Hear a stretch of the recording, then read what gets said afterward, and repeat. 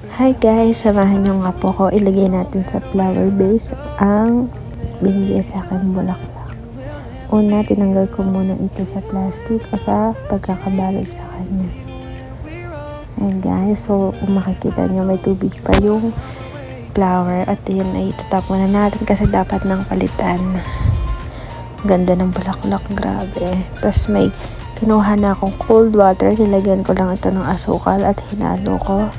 At lalagyan natin ng yelo kasi mas okay daw na malamig ang tubig pagka ilalagay ang ating bulaklak.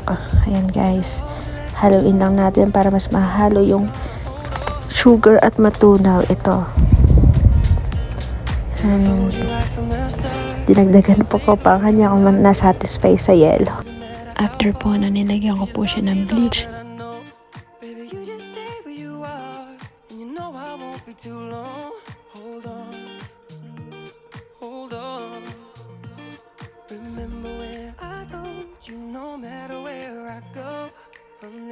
Tinanggalan ko lang po ng mga dahon yung bulaklak, tapos pinutol ko yung dulo.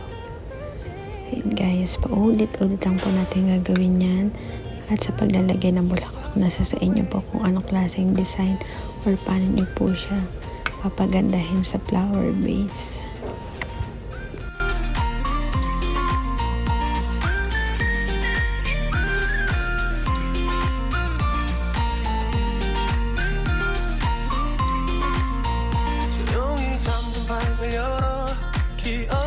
들어 써준 시간 위에서 선명히 너는 떠올라 길 잃은 맘속에 널 가둔 채 살아 그만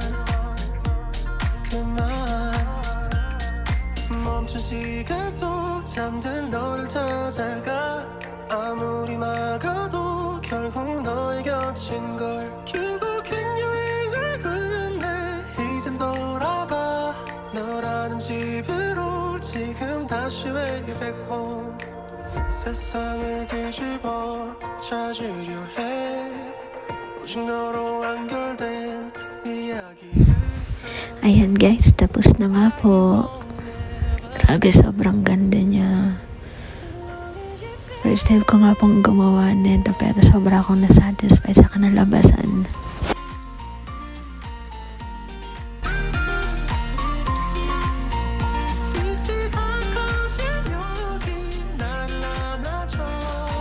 Thank you for watching guys. Bye bye.